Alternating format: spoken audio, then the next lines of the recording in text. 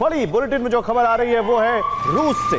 रूस में यूक्रेनी फोर्स ने ड्रोन हमले किए हैं। मॉस्को, कलुगा, ब्रियांस्क में हमले किए हैं और इस ब्लास्ट से कई इमारतों में आग लग गई है।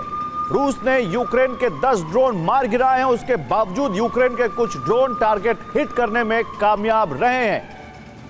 तो जेनेवा में यूक्रेन के प्रतिनिधिमंडल और अमेरिकी प्रतिनिधिमंडल में वार्ता चल रही है। वार्ता में तय होगा कि यूक्रेन ट्रंप के 28 पॉइंट के प्रस्ताव को मानता है या नहीं। अगर वार्ता विफल होती है तो यूरोप में विध्वंस का सबसे खौफनाक दौर आरंभ हो सकता है, जिसका ट्रेलर भी दिखने लगा है, क्योंकि ज़ेलेंस्की प्रस्ताव पर पहले ही असहमति जता चुके हैं। और इस बीच रूस पर साल का सबसे बड़ा हमला करके ज़ेलेंस्की ने अपने मंसूबे जाहिर कर दिए, यानी यूरोप में कभी भी युद्ध का विस्तार हो सकता है।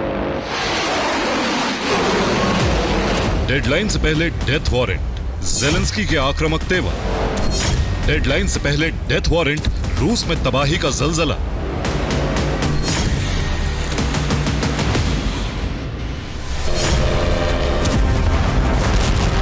डेडलाइन से पहले डेथ वारंट, ज़ेलेंस्की का सबसे बड़ा बदला।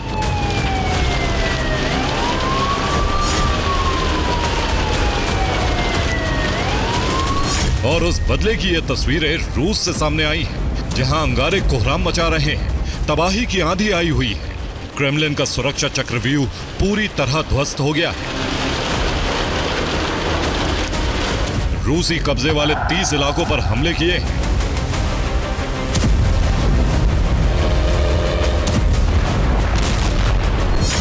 रूस के 10 से ज्यादा शहरों पर ड्रोन स्ट्राइक हुई है। रूस के ऊर्जा ठिकानों पर सबसे ज्यादा तबाही हुई है। अगर यह ज़ेलेंस्की का संपूर्ण प्रतिशोध कहा जाए तो गलत होगा। यह प्रतिशोध की पहली किश्त है, जिसमें ज़ेलेंस्की ने अपने इरादे जता दिए हैं कि वह झुकने वाले नहीं।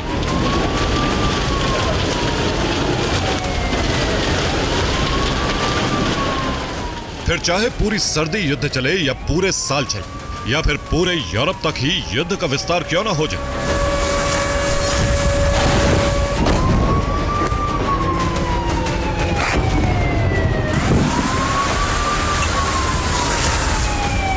एक तरफ जिनेवा में अमेरिका और यूक्रेन के बीच ट्रंप के प्रस्ताव पर वार्ता चल रही है, जिसमें यूक्रेन पर प्रस्ताव के 28 पॉइंट मानने के लिए दबाव बनाया जा रहा है, जबकि इसी दौरान यूक्रेन ने रूस पर भीषण हमले करके अपने इरादे जता दिए हैं कि वो किसी भी प्रेशर में नहीं आएगा।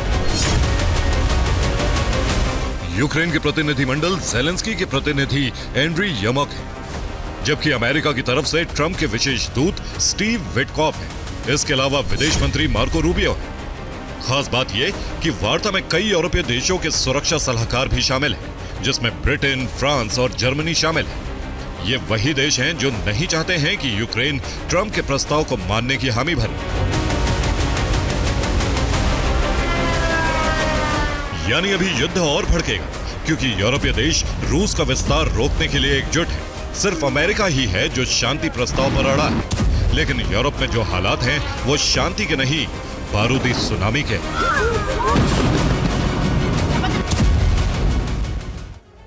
और यूक्रेन ने पिछले 24 घंटे में क्रीमिया से लेकर क्रेमलिन तक हमले किए। करीब 1,500 किलोमीटर के इलाके पर स्वॉर्म ड्रोन ने हमले किए। इस दौरान सैन्य ठिकानों के अलावा रिहायशी इलाकों पर भी हमले किए गए। स्वॉर्म ड्रोन ओडेसा से दागे गए थे। यूक्रेन ने क्रीमिया पर 22 हमले किए। खरसोन में रूसी ठिकानों पर 8 हमले हुए, जबकि ज़ेपोरिजिया में भी 9 ड्रोन अटैक किए गए। डोनेस्क में रूस की 13 मिलिट्री पोस्ट को टारगेट किया गया।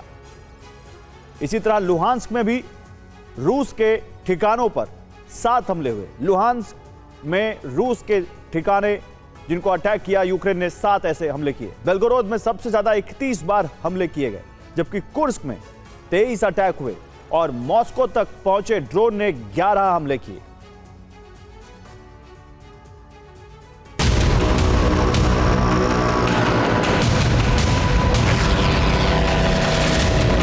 यूक्रेन के हमलों के बाद से रूस ने यूक्रेन पर अंतिम प्रहार की तैयारी आरंभ कर दी।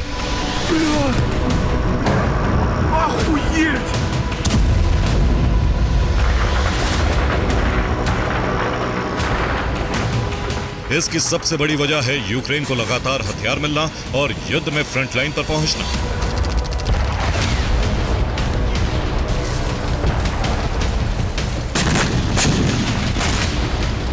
पिछले 48 घंटे में यूक्रेन ने खौफनाक हमले करके बता दिया है कि वो रूस से लंबे युद्ध के लिए तैयार है।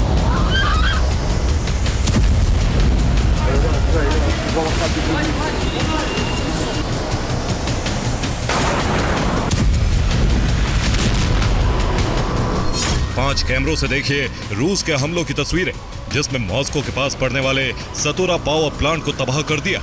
ड्रोन हमले से विस्फोट इतना भयानक और तेज था कि कई किलोमीटर दूर से आग की लपटें देखी गई।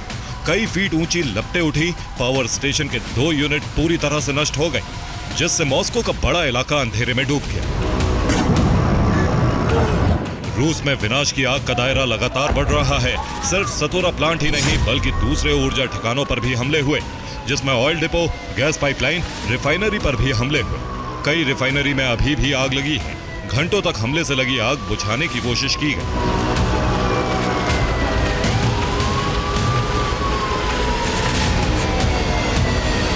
लेकिन इसी दौरान कई और जगहों पर हमले हो गए। बीती रात यूक्रेन ने इतने ड्रोन हमले किए जिससे रूस में इमरजेंसी जैसी स्थिति हो गई। पिछले 24 घंटे में यूक्रेन ने रूस में भारी तबाही मचाई है। इस बार ऊर्जा ठिकानों को टारगेट किया जिससे सर्दियों में रूस अंधेरे में डूब जाए। रूस के रोस्तोव में ऑयल पंप स्टेशन पर ड्रोन से हमला किया। इसके अलावा कुर्स्क की गैस रिफाइनरी पर भी बम बरसाए गए। इस दौरान साइबेरिया के येमबर्ग से आने वाली गैस पाइपलाइन पर हमला किया, जिससे उससे जुड़ने वाले पंप स्टेशन और रिफाइनरी तक आग फैल गई। इसी तरह के हमले बेलगोरोद में हुए, जहां इन्फेंट्री ऑयल टैंकर को तबाह कर दिया, जबकि ओरूग और ब्रियांस्क में पावर स्टेशन को भी बड़ा नुकसान पहुंचाया है।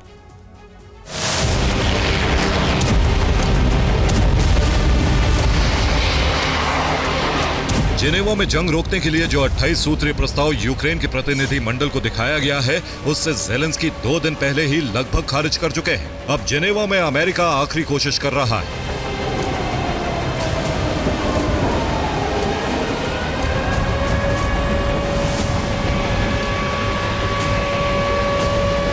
हालांकि कुछ यूरोपीय देश इस पर सहमत हो सकते हैं, जिससे ज़ेलेंस्की भी इसे मान ले, लेकिन इसमें बदलाव के लिए कहा जा रहा है।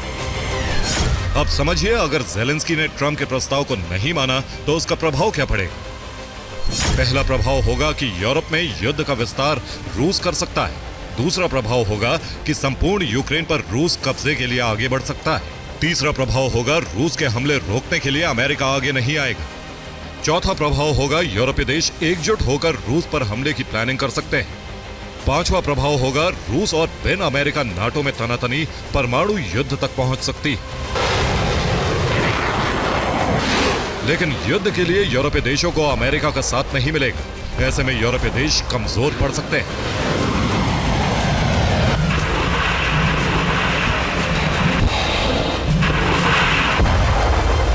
यूएस विहीन नाटो का रक्षा बजट करीब 5 लाख करोड़ है, जबकि रूस का रक्षा बजट 5 गुना ज्यादा करीब 25 लाख करोड़ है। न्यूक्लियर हथियार के मामले में नाटो रूस से काफी पीछे है। नाटो के पास सिर्फ 525 परमाणु हथियार हैं, जबकि रूस के पास 5565 परमाणु बम है। सैनिकों के मामले में नाटो आगे है। उसके पास 35 लाख सैनिक हैं, जबकि रूस के पास 10 लाख सैनिक हैं। नाटो के पास 4000 एयरक्राफ्ट हैं और रूस के पास 3500 एयरक्राफ्ट। नाटो के पास 1200 कॉम्बैट शिप हैं और रूस के पास 300 हैं। यानी जेनेवा में प्रस्ताव पर असहमति यूरोप में जंग के एक नए मोर्चे को खोल सकती है, जिसमें पुतिन और यूरोप के बड़े शक्तिशाली देश टकरा सकते हैं। Bureau report, TV9 Bharatvarsh.